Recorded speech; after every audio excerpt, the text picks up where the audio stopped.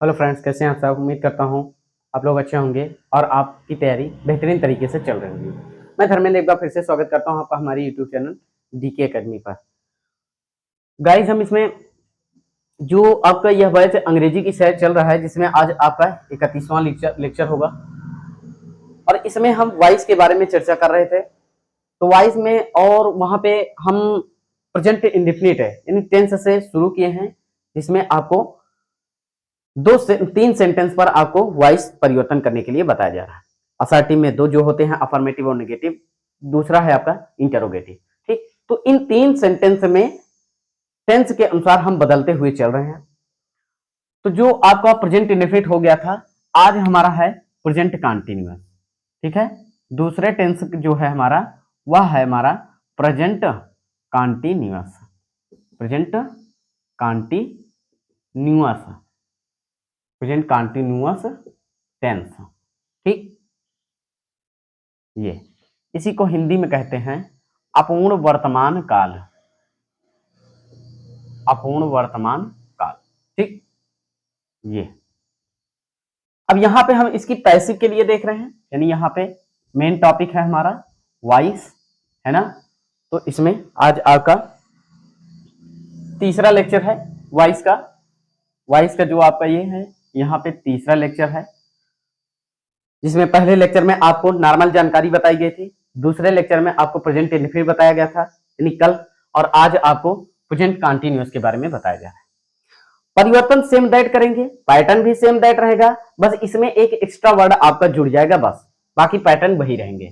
और वो extra word आपका होगा एक्स्ट्रा वर्ड आपका होगा बीइंग। सभी के साथ, किसी एक के साथ नहीं, बीइंग लगेगा। ठीक है, पैटर्न वही होंगे। तो हम डायरेक्ट पैटर्न को ही लिखेंगे और उसके एग्जाम्पल को देखेंगे। ठीक, अफर्मेटिव का पैटर्न में सबसे पहले हम, चूंकि यहाँ पे वॉइस पढ़ रहे हैं तो ऑब्जेक्ट पहले लिखेंगे, उसी ऑब्जेक्ट के अनुसार इज, एम, आर तो लगेगा ही इसमें, इसके साथ साथ जस्ट बीइंग का प्रयोग हम कर देंगे। ठीक है, बीइंग, और उसके बाद प्लस यहाँ पे वर्ब की थर्ड फॉर्म। ठीक, ऑब्जेक्ट इज, एम, आर या बीइंग, फिर उसके बाद वर्ब की थर्ड फॉर्म।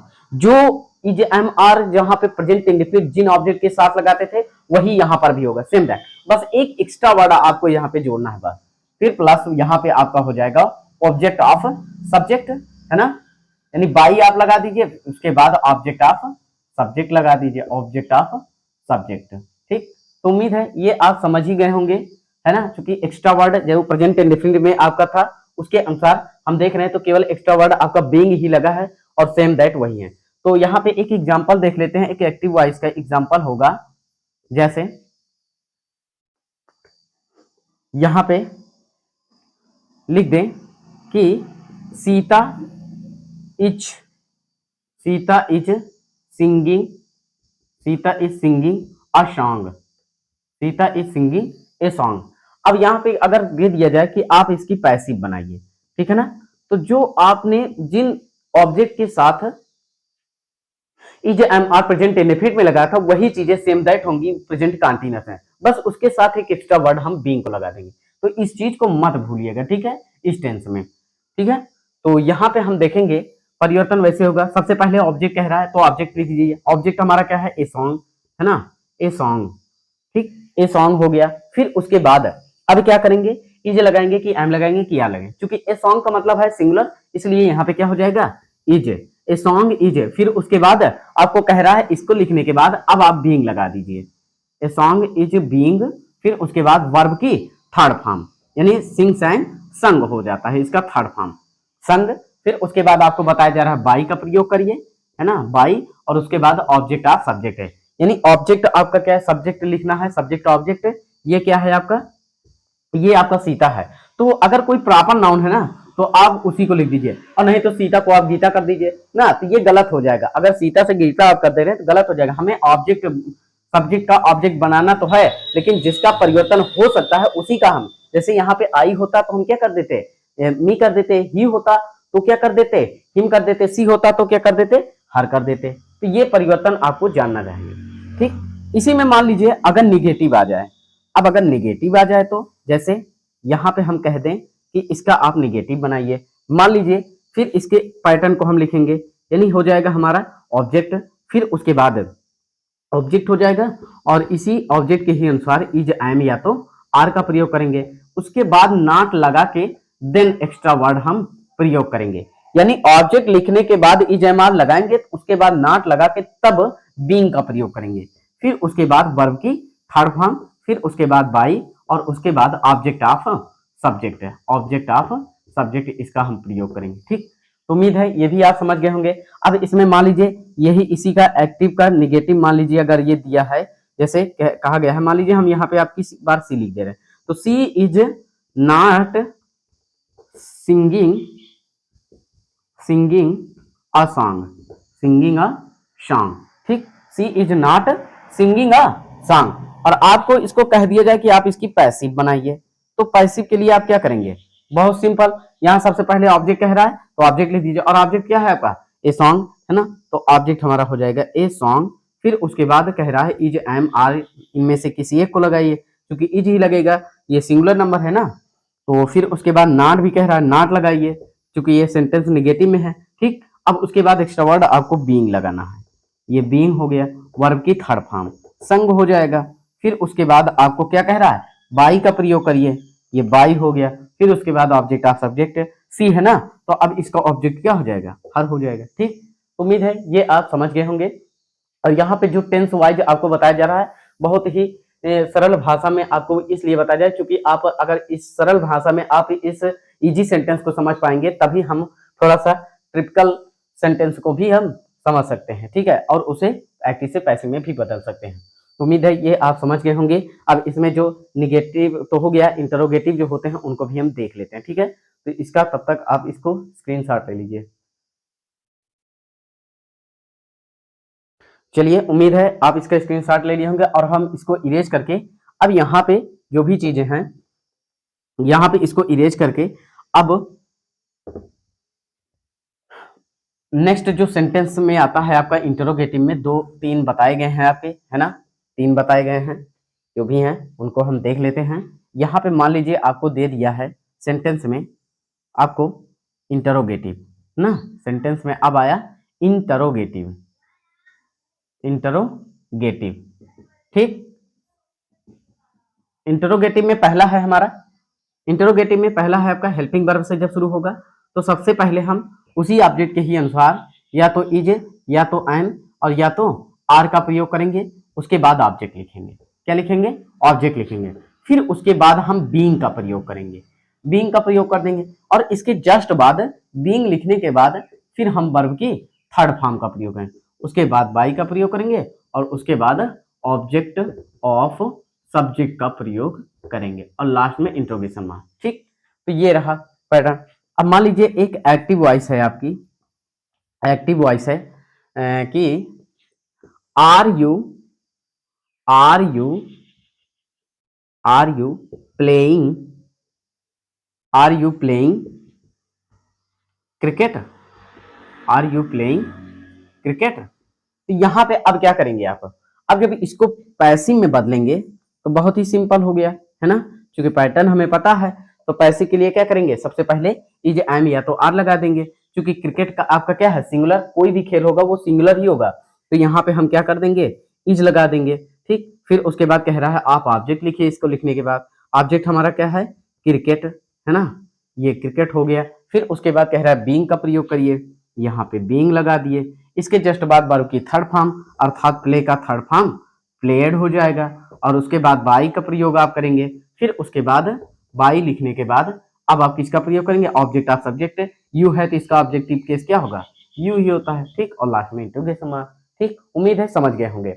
अभी मान लीजिए जैसे यहाँ पे सेंटेंस, यही सेंटेंस निगेटिव में होता है, जैसे आर यू और यहाँ पे आपका क्या हो जाता है, नॉट हो जाता है। ठीक है, तो बहुत ही सिंपल है, जैसे यहाँ पे देखिए इस ये हेल्पिंग वर्ब हुआ, फिर ऑब्जेक्ट हुआ, सॉरी सब्जेक्ट हुआ एक्टिव वॉइस में, फिर नॉट लगाया गया, तो उसी तरह आप पैसिव में भी बदलिए, तो सबसे पहले हेल्पिंग वर्ब लिखिए, उसके बाद ऑब्जेक्ट लिखिए, और ऑब्जेक्ट की जस्ट बाद ही नॉट लगा दीजिए। कहने का मतलब बीइंग से पहले ही आपका नॉट लग जाएगा। ठीक, क्यों, क्योंकि यहाँ पे जैसे एक्टिव वॉइस में सब्जेक्ट के जस्ट बाद नॉट लगा है, उसी तरह पैसिव में भी ऑब्जेक्ट के जस्ट बाद नॉट का प्रयोग हम कर देंगे। ठीक, तो उम्मीद है ये भी आप समझ गए होंगे। दूसरा एक आपका आता है यहाँ पे, दूसरा हमारा आता है एक क्वेश्चन वर्ड से, है ना। तो क्वेश्चन वर्ड से हमारा एक है, मान लीजिए ये हो गया आपका सबसे पहले क्वेश्चन वर्ड, फिर उसके बाद फिर यहाँ पे इज लगाएंगे, या तो आई एम लगाएंगे, या फिर आर लगाएंगे, फिर उसके बाद ऑब्जेक्ट लिखेंगे, है ना। या फिर आप ऐसा लिखिए कि ऑब्जेक्ट यानी हो जाएगा, और इसी ऑब्जेक्ट के जस्ट बाद फिर आप बीइंग का प्रयोग कर देंगे। किसका प्रयोग करेंगे? बीइंग का। फिर उसके बाद बी थर्ड का प्रयोग यानी वर्ब की थर्ड फॉर्म, फिर उसके बाद बाई का प्रयोग, फिर उसके बाद ऑब्जेक्ट ऑफ सब्जेक्ट का प्रयोग करेंगे। किसका प्रयोग करेंगे? Object of subject. ठीक, बस सिंपल सा। मान लीजिए यहाँ पे एक्टिव वॉइस आपकी है क्या, यहाँ पे एक्टिव वॉइस है आपकी कि वाई आई एम आई, मान लीजिए आपकी थोड़ा सा चेंज कर दें, why I am I not teach him. ठीक, मैं उसे क्यों नहीं पढ़ा रहा हूं, है ना। तो आप यहाँ पे जब इसकी आप पैसिव बनाएंगे तो क्या करेंगे? बहुत ही सिंपल, यहाँ पे क्वेश्चन वर्ड है, क्वेश्चन वर्ड को लिख दीजिए। ठीक, क्वेश्चन वर्ड हो गया, इसके जस्ट बाद इज एम आर लगाइए, किसके अनुसार? ऑब्जेक्ट के अनुसार। और ऑब्जेक्ट आपका क्या है? हिम है। तो हिम जब है ऑब्जेक्ट, तो अब आप क्या करेंगे?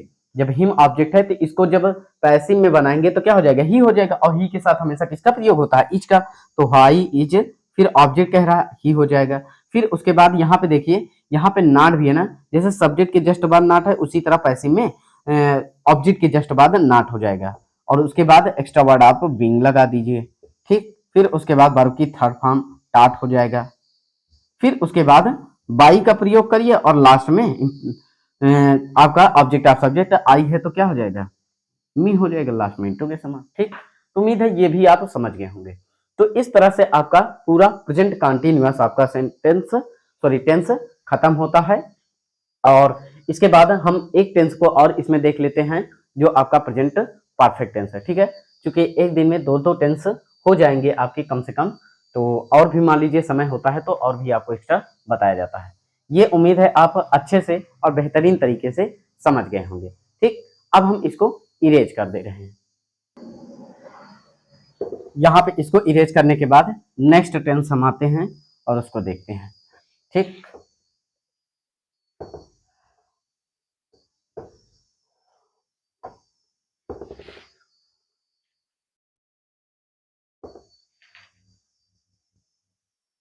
ये आज हम अब अगला टेंस पढ़ते हैं। अगला टेंस है हमारा तीसरा, जो है प्रेजेंट परफेक्ट टेंस। ठीक, पूर्ण वर्तमान काल, पूर्ण वर्तमान काल। इसके लिए यानी वाइस पढ़ रहे हैं तो वाइस के लिए विशेष करके, ठीक है, जब ऑब्जेक्ट आपका आई होगा, वी होगा, यू होगा, दे होगा, या फिर कोई प्लूरल ऑब्जेक्ट होगा, है ना, तो इसके साथ आप किसका प्रयोग करेंगे? हैव। ठीक, हैव का प्रयोग, या फिर लिख सकते हैं डायरेक्ट यहीं पे लिख दे रहे हैं, हैव बीन का प्रयोग। मान लीजिए कोई आपका सब्जेक्ट सी है, यानी ही है, सी है, इट है, कोई नाम है, या फिर कोई सिंगुलर ऑब्जेक्ट है। ठीक है, तो उसके साथ आप किसका प्रयोग करेंगे? हैज बीन का प्रयोग। और इन दोनों के साथ थर्ड फॉर्म तो पैसिव में सब में होगा। ठीक है, इसमें थर्ड फॉर्म सभी पैसिव में होगा। अब बहुत ही सिंपल, पैटर्न वही रहेगा, बस केवल हेल्पिंग वर्ब चेंज कर देंगे बस। ठीक, यानी पैटर्न वही होंगे। तो यहाँ पे हम लिखेंगे अफर्मेटिव का जो पैटर्न बनेगा आपका अफर्मेटिव, उसके लिए सबसे पहले आप क्या लिखेंगे? ऑब्जेक्ट लिखेंगे, है ना, और उसी ऑब्जेक्ट के ही अनुसार या तो हैज या तो हैव। फिर उसके जस्ट बाद हम किसका प्रयोग करेंगे? एक एक्स्ट्रा वर्ड इसमें भी लगेगा, बीन। और उसके जस्ट बाद फिर वर्ब की third form plus by plus object of subject. ठीक, यहाँ पे ये इस तरह से प्रयोग होगा। उम्मीद है ये भी आप समझे होंगे। तो आप इस पैटर्न के ही अनुसार हम एक एक्टिव वॉइस लिख रहे हैं और उसी के हम पैसिव में चेंज करेंगे। जैसे यहाँ पे हो जाए, they have they have written written a letter, they have written a letter. ठीक, फुल स्टॉप। अब आपको कह दिया जाए इसकी आप पैसिव बनाइए, बहुत ही सिंपल। किसी भी सेंटेंस को कोई भी सेंटेंस की दी जाए पैसिव, तो पहले आप उसको पहचानिए किस सेंटेंस में। सेंटेंस समझ में आ जाए तो अगर वो टेंस का लगता है तो टेंस को भी पहचानिए, उसी के अनुसार ही आप उसमें नियम लगाइए, नहीं तो आप हमेशा गलतियां करेंगे। मान लीजिए सेंटेंस अफर्मेटिव में है और टेंस आप पहचान ही नहीं पाए, है ना, जो टेंस पहचान ही नहीं पाएंगे तो हेल्पिंग वर्ब किसकी यूज करेंगे, गलत हो जाएगा। तो यहाँ पे हम क्या करेंगे, अब ये चूंकि हैव और वर्ब की थर्ड फॉर्म हमें ये बताता है कि यह सेंटेंस किसका है, किस टेंस का, प्रेजेंट परफेक्ट का, तो प्रेजेंट परफेक्ट के रूल लगा दीजिए। प्रेजेंट परफेक्ट के रूल में सबसे पहले यहाँ पे सबसे पहले आप ऑब्जेक्ट लिखेंगे और ऑब्जेक्ट आपका क्या है, ए लेटर, क्या है, आ लेटर। फिर उसके बाद क्या कह रहा है, हैज लगाइए या तो हैव, क्योंकि सिंगुलर है तो इसीलिए ये सिंगुलर है तो इसलिए यहाँ पे क्या हो जाएगा, हैज हो जाएगा, ए लेटर हैज। उसके बाद वर्ब की थर्ड फॉर्म बीन, फिर उसके बाद कह रहा है वर्ब की थर्ड फॉर्म, यानी बीन लगाने के बाद वर्ब की थर्ड फॉर्म ना, तो रिटेन हो गया। ठीक, a letter has been written, फिर उसके बाद बाई का प्रयोग करें और उसके बाद लास्ट में ऑब्जेक्ट आप सब्जेक्ट ले दीजिए, दे है ना, इसका ऑब्जेक्ट क्या हो जाएगा, देम हो जाएगा, बस फुल स्टॉप, कोई दिक्कत नहीं। और एक चीज ध्यान दीजिएगा कि अगर किसी भी परफेक्ट का कोई सेंटेंस है, चाहे प्रेजेंट परफेक्ट का हो, चाहे पास्ट परफेक्ट, चाहे फ्यूचर परफेक्ट का, तो आपको वर्ब की थर्ड फॉर्म ढूंढने की जरूरत नहीं है, जो लिखा है वही लिख दे। क्यों, क्योंकि किसी के भी परफेक्ट में हमेशा वर्ब की थर्ड फॉर्म का ही यूज होता है। ठीक, तो इसलिए यहाँ पे हमें वर्ब की थर्ड फॉर्म ढूंढने की आवश्यकता नहीं, जो वर्ब होगी वो खुद ही थर्ड फॉर्म में होगी। ठीक, ये उम्मीद है ये भी समझ गए होंगे। अब यहाँ पे मान लीजिए इसका निगेटिव कर दिया जाए, यहाँ पे निगेटिव के लिए आप क्या करेंगे, निगेटिव के लिए क्या करेंगे, इसी में पहले सबसे पहले ऑब्जेक्ट लिखेंगे और ऑब्जेक्ट के जस्ट बाद या तो हैज लगाइए या तो हैव लगाइए और इसी में जस्ट बाद इसके नॉट लगा के देन बीन का प्रयोग करिए। ठीक, फिर उसके बाद वर्ब की third form plus by plus object of subject, है ना। तो यहाँ पे इस तरह से हम इसको यूज कर सकते हैं। अर्थात मान लीजिए ये सेंटेंस आपका है, एक सेंटेंस है आपका क्या, कि यही सेंटेंस मान लीजिए दे दें, दे हैव नॉट रिटेन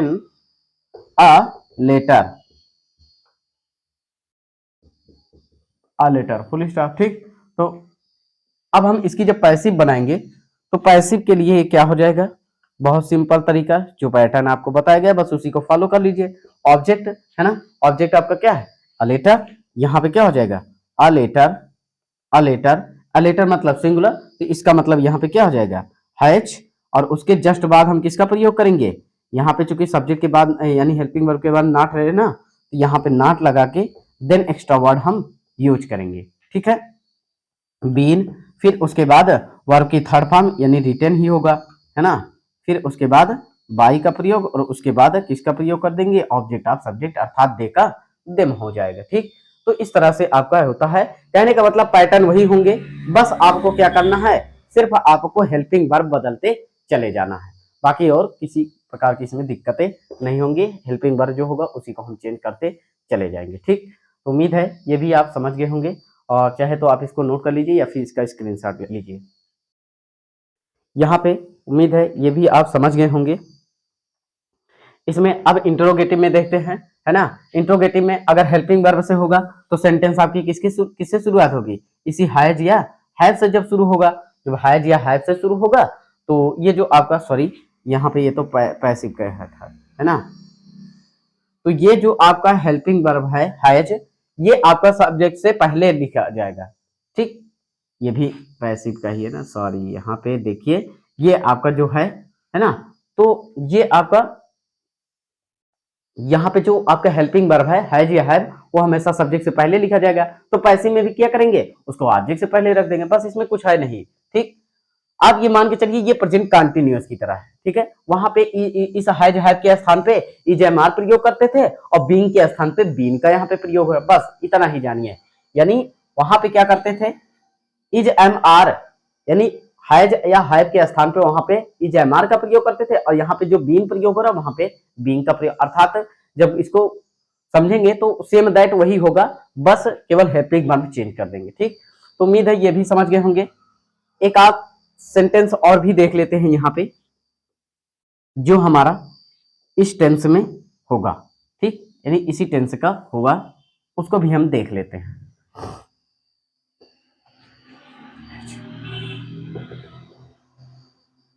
यहाँ पे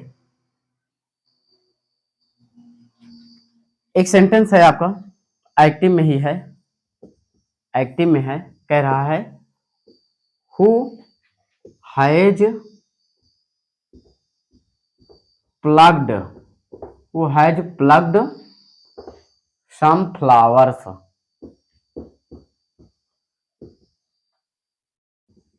who has plugged some flowers. तो इसके लिए आपको एक पैटर्न बताया गया था कि अगर हु से शुरू होगा तो वह सेंटेंस उसकी पैसिव किससे शुरू होगी, बाय होम से। फिर उसके बाद हेल्पिंग वर्ब है, यहाँ पे किस टेंस का है, प्रेजेंट परफेक्ट का, तो इसीलिए यहाँ पे हैज या हैव लिखेंगे। उसके बाद ऑब्जेक्ट लिखेंगे, क्या लिखेंगे, ऑब्जेक्ट लिखेंगे। और उसी के जस्ट बाद एक्स्ट्रा वर्ड यहाँ पे क्या आएगा, बीन, तो बीन का प्रयोग, और वर्ब की यहाँ पे थर्ड फॉर्म, बस हो गया, लास्ट में इंट्रोगेशन मार्क। ठीक, तो उम्मीद है ये समझ गए होंगे। अब यहाँ पे जब इसकी पैसिव आप करेंगे तो यहाँ पे इसकी पैसिव हो जाएगी, पैसिव हो जाएगी आपकी by whom, by whom, sorry by home.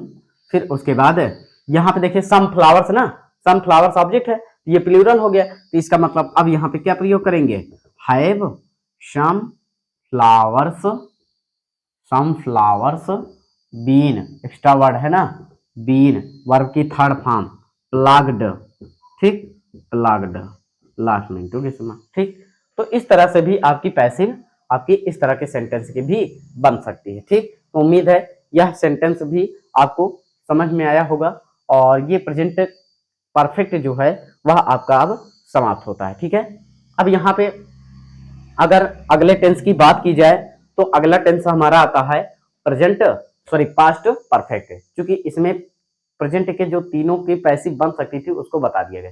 अब पास्ट इंडेफिनिट की, पास्ट की बारी आती है, तो पास्ट में आपके तीन बताए गए थे, past indefinite, past continuous, past perfect.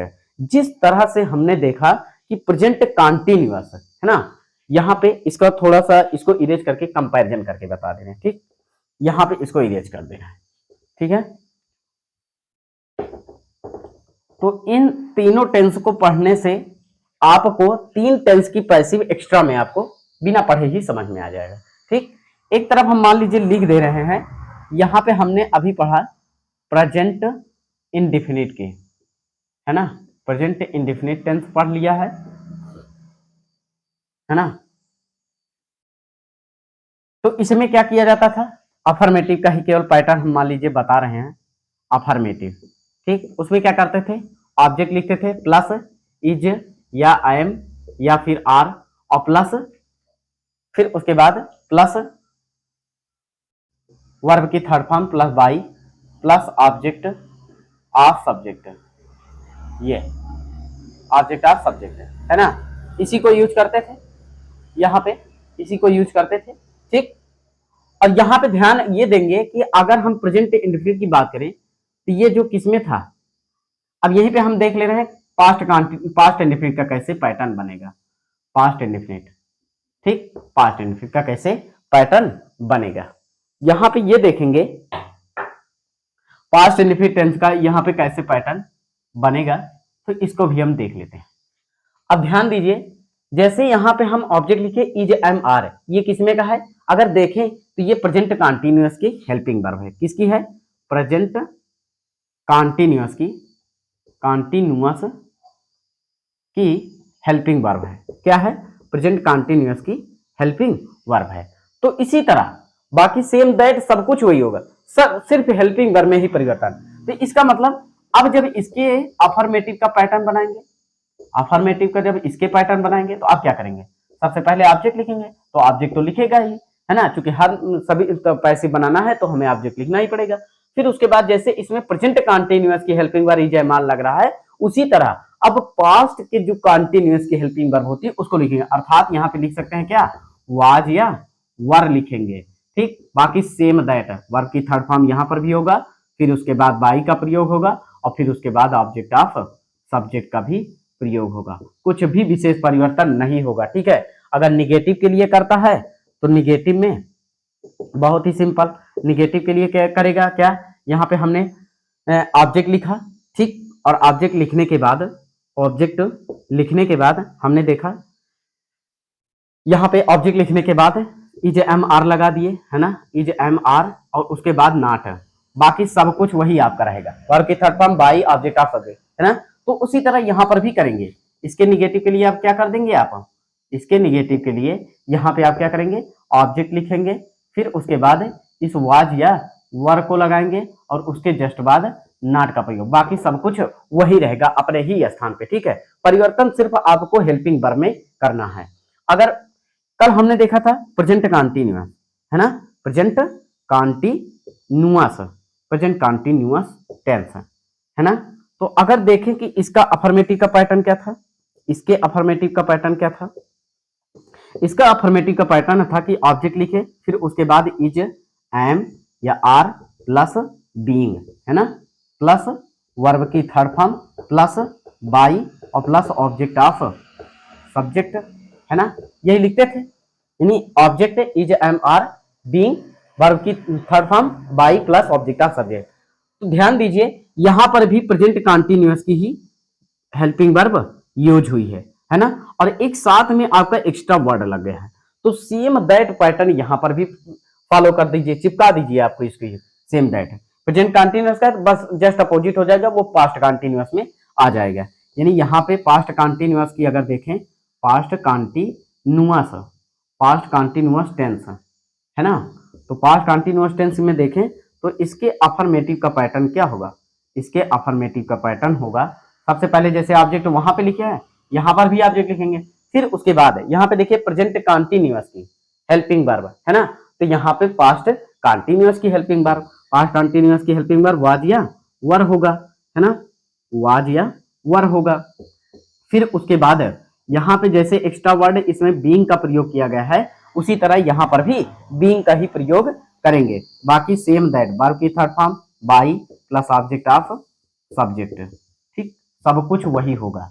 कहने का मतलब यहाँ पे हमारे समझाने का मतलब ये है कि अगर आप present indefinite, present continuous, present perfect आप पढ़ लिए हैं तो past indefinite, past continuous, past perfect tense आपको पढ़ने की विशेष आवश्यकता नहीं होगी, ठीक। क्यों? क्योंकि सेम दैट पैटर्न वही होंगे, सब कुछ वही होगा, बस हेल्पिंग वर्ब हम देखिए यहाँ पे चेंज कर दे रहे हैं, ठीक है। वाज वर यहाँ पे लगा है, यहाँ पे इज एम आर था तो वाज वर वहां पे कर दिए, यहाँ पे इज एम आर के बाद बीइंग का प्रयोग, तो यहाँ पे वाज या वर के बाद बीइंग का प्रयोग, ठीक। क्योंकि जब टेंस बदलेगा तो हेल्पिंग वर्ब बदलेगी। उम्मीद है यहाँ पे past indefinite, past continuous, past perfect भी आपका समाप्त हो जाता है, क्योंकि बहुत ज्यादा इसमें कुछ देखने की विशेष आवश्यकता नहीं है। या फिर अगर ऐसा है तो एक एक एग्जाम्पल को हम देख लेते हैं और उसके बाद यहाँ पे आगे बढ़ चलते हैं, ठीक है। तो यहाँ पे चाहे एक एग्जाम्पल को हम देख लेते हैं, इस तरफ एग्जाम्पल देखते हैं, उस तरफ आपका पैटर्न है, ठीक है। जैसे यहाँ पे पास्ट इंडेफिनिट के ही सेंटेंस को हम लिखते हैं कि पास्ट इंडेफिनिट के सेंटेंस में है आपका एक एक्टिव वॉइस में सेंटेंस है, क्या है, हु, सॉरी यहाँ पे अफर्मेटिव का लिखेंगे ना, जैसे I gave him a bread, I gave him a bread, ठीक। तो इसकी जब आप पैसिव बनाएंगे ना, तो इसकी जब पैसिव आप बनाएंगे तो बस सिंपल सा तरीका क्या कर देंगे, यहाँ पे ऑब्जेक्ट क्या है, ऑब्जेक्ट क्या है, दो आपके ऑब्जेक्ट है, हमने बताया जब वाक्य में दो दो ऑब्जेक्ट हो तो उसको हम पैसिव, सबसे पहले डायरेक्ट ऑब्जेक्ट, तो डायरेक्ट ऑब्जेक्ट आपका क्या है, अ ब्रेड, फिर उसके बाद जब अ ब्रेड सिंगुलर, सेम दैट ध्यान दीजिएगा, वाज वहां पे लगेगा जब सब्जेक्ट ऑब्जेक्ट आपका ही होगा, सी होगा, इट होगा, कोई नाम होगा या फिर कोई सिंगुलर ऑब्जेक्ट होगा, ठीक है, क्या होगा, सिंगुलर ऑब्जेक्ट। तो यहाँ पे हम वाज का प्रयोग, वर का प्रयोग यू होगा, वी होगा, दे होगा या फिर कोई प्लूरल ऑब्जेक्ट होगा, तो वहां पे हम किसका प्रयोग करेंगे, वर का, है ना, यानी वर का यहाँ पे और यहाँ पे वाज का प्रयोग, ठीक। तो उम्मीद है ये समझ गए। तो यहाँ पे अब देखिए, यहाँ पे आपका सिंगुलर है, ये है ए ब्रेड, तो क्या कर देंगे, वॉच कर देंगे। अब फिर कह रहा है वर्ब की थर्ड फॉर्म, गेव का थर्ड फॉर्म क्या हो जाएगा, गिवन हो जाएगा। जब आप डायरेक्ट ऑब्जेक्ट से पैसिव बना रहे हैं और बीच में आपका इनडायरेक्ट ऑब्जेक्ट आ जाता है, तो वर्ब के बाद हम टू का प्रयोग करके तब इनडायरेक्ट ऑब्जेक्ट को लिखेंगे। यानी a bread was given to him by, by तो प्रयोग करेंगे ही, है ना। फिर उसके बाद ऑब्जेक्ट ऑफ सब्जेक्ट, यहाँ पे आई का क्या हो जाएगा, मी हो जाएगा। या फिर इसी की एक और पैसिव इससे भी बना सकते हैं ना, तो जब इससे आप बनाएंगे तो इसकी पैसिव हो जाएगी ही, है ना, क्योंकि हिम को किस में चेंज हो जाएगा, ही में, तो ही हो जाएगा। और ही हम ही के साथ हमेशा किसका प्रयोग होता है, वाज का प्रयोग होता है। ही वाज, उसके बाद वर्ब की third form, he was given a bread, ठीक, क्योंकि अब वो आपका हट गया, ये आपका हट गया, ये बचा है, तो इसको लिखेंगे अ ब्रेड, फिर उसके बाद बाई और ऑब्जेक्ट ऑफ सब्जेक्ट मी हो गया, ठीक। उम्मीद है ये भी समझ गए। निगेटिव होता तो इसके जस्ट बाद वाज के बाद नॉट लगा दीजिए, बस, कुछ दिक्कतें नहीं है ना। तो अगला एक सेंटेंस हम लिखते हैं कॉन्टिन्यूअस का, ठीक। क्या लिखते हैं, कॉन्टिन्यूअस का। मान लीजिए एक सेंटेंस है आपका कॉन्टिन्यूअस में, कॉन्टिन्यूअस का ये सेंटेंस है आपका कि जैसे मान लीजिए आपको दे दिया जाए कि एक सेंटेंस हम लिखेंगे, Mohan, Mohan was reading, Mohan was reading a newspaper, a newspaper, a newspaper, ठीक। तो जब आप इसको पैसिव बनाएंगे बहुत ही सिंपल तरीके से, इसको जब आप पैसिव बनाएंगे तो क्या करेंगे, पैसिव बनाने के लिए आप क्या करेंगे, यहाँ पे आप पहले ऑब्जेक्ट लिख दीजिए, और ऑब्जेक्ट क्या है आपका, अ न्यूज़पेपर, अ न्यूज़पेपर। नाम से ही स्पष्ट हो गया कि ये सिंगुलर है कि प्लूरल, तो आप उसी के अनुसार आपके किसका प्रयोग कर दीजिए, वाज या वर का प्रयोग कर दीजिए, है ना। तो यहाँ पे वाज हो जाएगा। अब एक एक्स्ट्रा वर्ड आपको बीन इसमें भी लगाना होगा, ठीक, जैसे प्रेजेंट कॉन्टिन्यूअस में किए थे उसी तरह। तो a news paper was being, उसके बाद वर्ब की थर्ड फॉर्म रीड रेड, और उसके बाद बाई क्या हो जाएगा, ऑब्जेक्ट ऑफ सब्जेक्ट यानी मोहन हो जाएगा, ठीक। तो उम्मीद है ये भी आप समझ गए होंगे। अगर पास्ट का परफेक्ट की बात करें, पास्ट परफेक्ट की, तो जिस तरह से प्रेजेंट परफेक्ट टेंस, जिस तरह से हमने प्रेजेंट परफेक्ट टेंस में देखा कि हैव के बाद जस्ट बीन लगा देते थे, है ना, क्योंकि प्रेजेंट परफेक्ट टेंस की जो हेल्पिंग वर्ब होती थी उसी के साथ बीन एक्स्ट्रा वर्ड जोड़ देते थे, उसी तरह यहां पर भी होगा। तो यहाँ पे पास्ट परफेक्ट टेंस में सभी के साथ हैड का प्रयोग होता था, तो अफर्मेटिव के यहाँ पे पैटर्न आपका बन जाएगा। अफर्मेटिव का सबसे पहले हम क्या लिखेंगे, ऑब्जेक्ट लिखेंगे, और ऑब्जेक्ट लिखने के बाद जस्ट सभी के साथ, चूंकि यहाँ पे हाइड का प्रयोग होगा तो हाइड लगाने के बाद जस्ट बीन का प्रयोग, फिर उसके बाद वर्ब की थर्ड फॉर्म, उसके बाद बाई, फिर उसके बाद ऑब्जेक्ट ऑफ सब्जेक्ट, इसका तो प्रयोग करेंगे ही, है ना। तो यहाँ पे ये भी आप क्लियर हो जाइए। मान लीजिए एक सेंटेंस है आपका पास्ट परफेक्ट में और एक्टिव वॉइस में है, जैसे आपको दे दिया जाए कि यहाँ पे आपको बताया जाए she she bring sorry she had brought, she had brought some pen, some pen क्या, यहाँ पे सम बुक्स कर दे रहे हैं, सी हैड ब्राट सम बुक्स, ठीक। तो यहां पे हम इसकी पैसिव आप जब करेंगे, ये जो पैसिव होगी, इसकी पैसिव के लिए क्या करेंगे आप, सबसे पहले कहा जा रहा है ऑब्जेक्ट, क्योंकि टेंस और सेंटेंस दोनों को देखेंगे, सेंटेंस देखेंगे अफर्मेटिव का है, सेंटेंस देखेंगे तो किसमें का है, हाइड प्लस वर्ब की थर्ड फॉर्म पास्ट परफेक्ट में, उसी के नियम को हम यहाँ पे लगा दें, क्या हो जाएगा आपका, ऑब्जेक्ट लिखेंगे, और ऑब्जेक्ट आपका क्या है, सम बुक्स, सम बुक्स, फिर उसके बाद सभी के साथ हाइड का प्रयोग, अर्थात यहाँ पे हाइड हो जाएगा, फिर उसके बाद एक्स्ट्रा वर्ड बीन यानी बीन हो गया, वर्ब की थर्ड फॉर्म, चूंकि हमने अभी अभी बताया कि किसी के भी परफेक्ट में वर्ब की थर्ड फॉर्म का प्रयोग, तो ब्राट हो जाएगा, ब्राट, फिर उसके बाद बाई, और उसके बाद क्या लिखेंगे, ऑब्जेक्ट ऑफ सब्जेक्ट, हर हो गया, बस। तो इस तरह से हमारा जो पैसिव के जो रूल्स होते हैं, नियम होते हैं, इस तरह से आज हमारा पास्ट परफेक्ट तक खत्म होता है। नेक्स्ट डे हम आपको जो आपके फ्यूचर इंडेफिनिट और फ्यूचर परफेक्ट बचे उनको बताएंगे। साथ ही कुछ मॉडल ऑक्सिलरी वर्ब के भी सेंटेंस को हम लेंगे कि उनकी पैसिव, मान लीजिए किसी सेंटेंस में मॉडल ऑक्सिलरी वर्ब आ जाती है तो उसके सेंटेंस को हम कैसे पैसिव बनाएंगे। ठीक, तो ये आप उम्मीद है समझ गए होंगे। 6 टेंस आपके हो गए हैं, 2 और आपके बचे हैं, future indefinite and future perfect. उसके बाद अब हम धीरे धीरे इसमें एक्टिव वॉइस से पैसिव जो टेंस के थे वो अधिकतर इसमें समाप्त होने को हैं, और भी जो एक्स्ट्रा रूल्स होंगे उसको हम बताने के बाद फिर नेक्स्ट सेंटेंस जो इंपरेटिव सेंटेंस की पैसिव होती है उसको हम बेहतरीन तरीके से भी उसको भी देखेंगे। ठीक, तो इसके बाद अब हम नेक्स्ट टॉपिक यानी इसी में जो नेक्स्ट टेंस है उसको लेकर आएंगे। तो तब तक के लिए मेरे साथ आप बने रहिए। Thanks for watching, good bye, take care, thank you so much.